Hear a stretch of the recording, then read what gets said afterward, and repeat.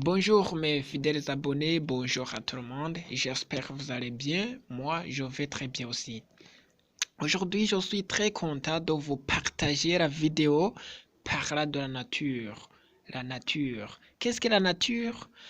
Quelle est l'importance de la nature? Qui est l'auteur de la destruction de la nature? Qui doit protéger la nature? D'abord, je présente mes excuses pour les gens qui ne comprennent pas la langue française. Parce que beaucoup d'abonnés me demandent souvent dans les commentaires des vidéos de donner le message pour eux qui ne comprennent pas ma langue maternelle. Ils me proposent souvent de donner le message dans la langue française. Alors, c'est parti. Cette vidéo va expliquer l'autre vidéo que j'ai partagée sur ma chaîne YouTube et ma page Facebook qui interpelle les gens de protéger la nature. La chaîne YouTube, le nom de ma chaîne YouTube, c'est Passis663. Même sur ma page Facebook, c'est Passis663. La vidéo que j'ai partagée, c'est la vidéo dont j'ai mis l'image d'un oiseau mort, aussi les images qui montrent les fruits de la nature et puis les images qui montrent la beauté de la nature. Là où j'ai visité un jour dans la nature, j'ai fait quelques captures pour montrer la beauté de la nature, les fruits de la nature et la situation de la nature, l'oiseau mort. C'est une vidéo où je n'ai pas parlé, mais j'ai montré les images seulement avec la phrase « Protégeons la nature, notre vie ». D'abord, qu'est-ce que la nature? Vous pouvez vous poser la question, qu'est-ce que la nature dont je suis en train de parler? La nature, c'est tout ce qui existe, tout ce que nous voyons, tout ce que nous ne voyons pas, mais qui existe. Je ne suis pas le spécialiste de la nature, mais je crois que chacun peut-être est spécialiste parce qu'il est capable de penser et de réfléchir. Et après la réflexion, il est libre de mettre en pratique ce qu'il pense. Soit si c'est mauvais ou c'est très important. Alors, nous avons l'intelligence de penser et de faire le choix. La nature, c'est tout ce qui existe, tout ce que nous voyons, tout ce qui nous entoure. Les oiseaux font partie de la nature, les mouches font partie de la nature, les insectes font partie de la nature, les fourmis, les abeilles, les antilopes, les lions, les chiens, les chats, les arbres, même des épines. Tout ce que nous consommons font partie de la nature. Tout ce que nous utilisons font partie de la nature. Même l'air, c'est partie de la nature. Parfois, nous oublions que l'être humain fait partie de la nature. Les humains font partie de la nature. Nous sommes des constituants de la nature. Les montagnes sont de la nature. Le soleil fait partie de la nature. Le vent fait partie de la nature. Lorsqu'on produit la pollution de l'air, la pollution de l'eau, la pollution de tout ce que nous voyons, de tout ce que nous utilisons, c'est la destruction de la nature.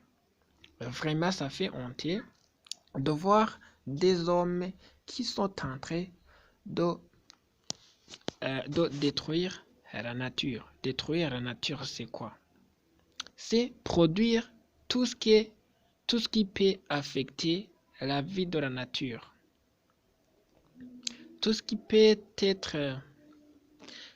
peut causer la mort des oiseaux, des antilopes, des mouches, des abeilles qui produisent du miel, etc., qui font partie de produire des produits, par exemple, qui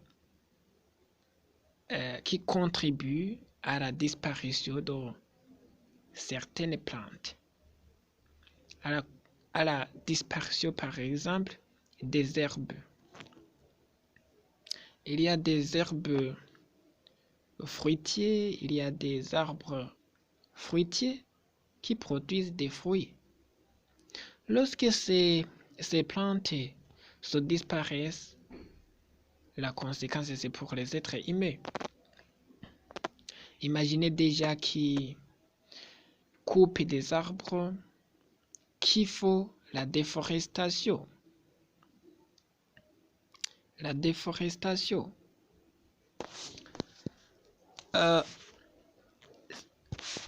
L'auteur de la destruction, c'est l'être humain.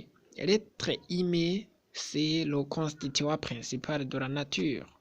Parce que c'est lui qui doit prendre la position pour la destruction de la nature ou la protection de la nature.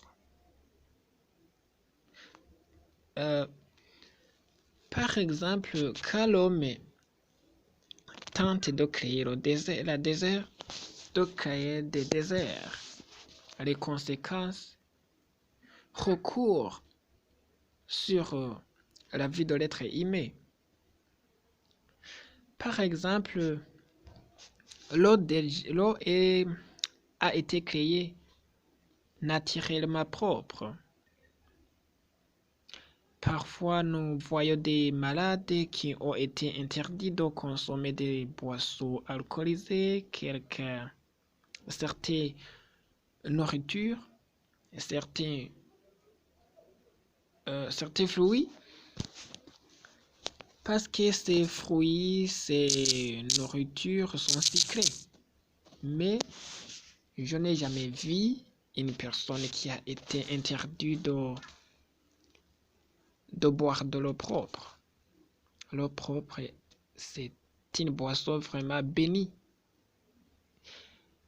Je m'excuse parce que je ne voudrais pas prendre position à ceux qui croient en Dieu, à ceux qui ne croient pas. Non, maintenant c'est pour la protection de la nature tout simplement.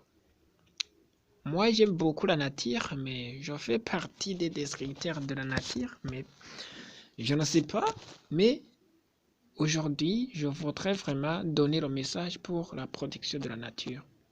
La nature réagit, la nature donne des réponses pour ceux qui ont détruit ou bien tout ce qui ne fait pas partie des destructeurs. Les conséquences pour la destruction de la nature, il y a des conséquences directes et des conséquences indirectes. Par exemple, lorsqu'on jette des ordures, on jette des déchets, des restes de nourriture dans des rivières, c'est la destruction de la nature parce que la pollution de l'eau rendu l'homme à la malaise. Ça peut causer des maladies graves, des maladies liées à la non-propreté, maladies d'hygiène. Par exemple, la pollution de l'air, lorsqu'on respire de l'air qui n'est pas propre, c'est très grave pour la santé humaine. Par exemple, lorsque le soleil brille fortement, il y a des plantes qui ne seront pas capables de pousser, de produire des fruits qui seront disparaître. Il y a des constituants de la nature qui seront vraiment victimes de la destruction de la nature faite par l'être humain, par exemple les oiseaux, par exemple le déboisement. Les oiseaux n'auront pas des arbres pour s'abriter. Les oiseaux manquent de l'eau à boire. Je donne un exemple des oiseaux comme je peux donner un exemple des abeilles qui vont manquer des fleurs pour produire du miel de leurs petits. Mais l'homme c'est un consommateur de miel, des produits des abeilles. Et vraiment, le message est basé sur l'interpellation aussi de la protection de la nature, parce que c'est l'homme le constituant principal de la nature qui doit protéger la nature. C'est l'homme qui est capable de réfléchir par rapport aux autres constituants de la nature. La nature, c'est pour l'homme et l'homme, c'est pour la nature. On a besoin de l'homme pour protéger la nature. La nature, l'homme et la nature aussi de lui-même.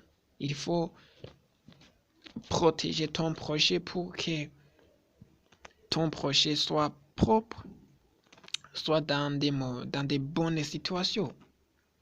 J'espère maintenant c'est compris. C'est pourquoi je vous remercie aussi beaucoup d'avoir écouté, d'avoir suivi notre page. N'oubliez pas de vous abonner, de donner des commentaires, de partager la vidéo, d'aller visiter aussi sur ma page Facebook en écrivant le nom Passis 163.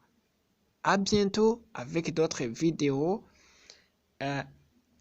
Aujourd'hui, j'ai décidé de produire beaucoup de vidéos, plein de conseils. Peut-être si la santé me permettra